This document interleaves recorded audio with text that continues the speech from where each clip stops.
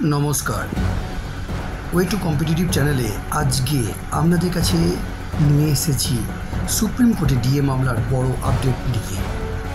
তার আগে চ্যানেলটিকে অতি অবশ্যই সাবস্ক্রাইব করুন এবং শেয়ার করে দিন।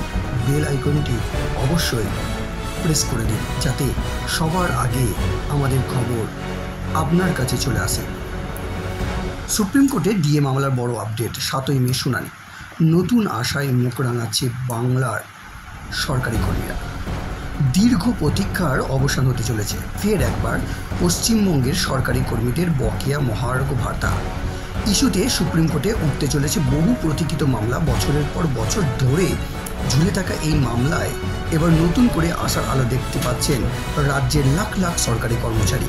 কারণ 2025 সালের 7ই মে সুপ্রিম কোর্টে এই মামলার শুনানি নির্ধারিত হয়েছে এবং এবারই প্রথমবারের মতো এটি তালিকার শীর্ষে অর্থাৎ টপ অফ দ্য লিস্ট হিসাবে রাখা হয়েছে।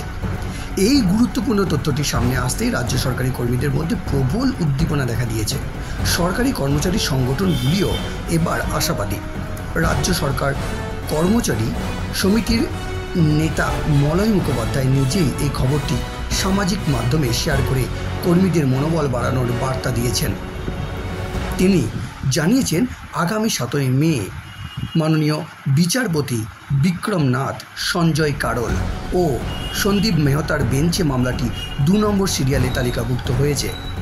এর মানে দাঁড়ায় মামলাটি ওই দিন শুরুতেই শুনানির সম্ভাবনা রয়েছে এবং অন্য কোনো কারণে পিছিয়ে যাওয়ার আশঙ্কা খুবই কম। কেন এত গুরুত্বপূর্ণ এই আপডেট? 2022 সালে ডিএ মামলাটি সুপ্রিম কোর্টে ওঠার পর থেকে বহুবার শুনানির তারিখ নির্ধারিত হলেও তা বিভিন্ন কারণে পিছিয়ে গিয়েছে। প্রতিবারই কর্মীরা আশা করেছিলেন এবার হয়তো চূড়ান্ত রায় মিলবে, কিন্তু হতাশায় সঙ্গী হয়েছে।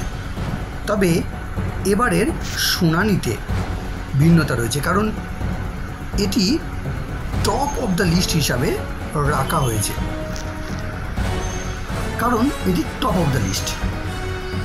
হওয়ায় মামলাটি দিনটি অন্যতম অগ্রাধিকার হিসাবে ধরা হয়েছে। পশ্চিমবঙ্গ বনাম কেন্দ্রীয় কর্মীদের ডিএ ফারাক। উল্লেখ্য যে পশ্চিমবঙ্গের সরকারি কর্মীরা দীর্ঘদিন ধরেই ডিএ না পাওয়ার অভিযোগে ক্ষুব্ধ কেন্দ্রীয় সরকার হারে। কেন্দ্রীয় সরকার যেখানে নিয়মিত হারে ডিএ বাড়িয়ে থাকে, সেখানে রাজ্য সরকার সেই হারে ডিএ দেয়নি।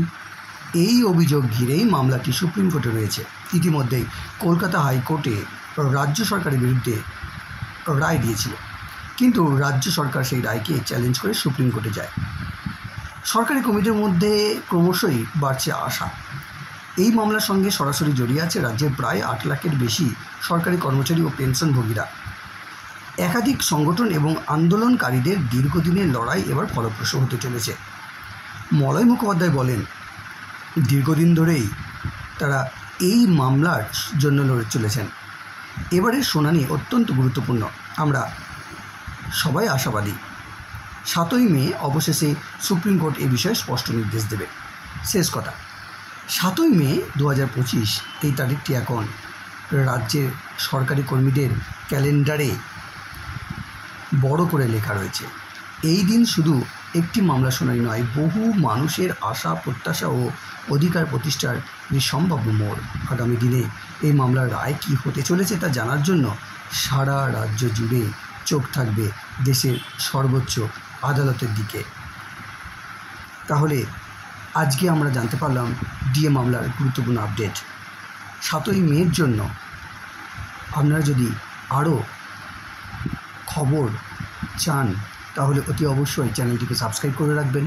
সাবস্ক্রাইব করতে এক মুহূর্ত ভুল করবেন না এবং বেল আইকনটি প্রেস করে রাখুন যাতে 7ই মে আবার আমরা আপনার কাছে চলে আসতে পারি ডিএ মামলার গুরুত্বপূর্ণ আপডেট নিয়ে।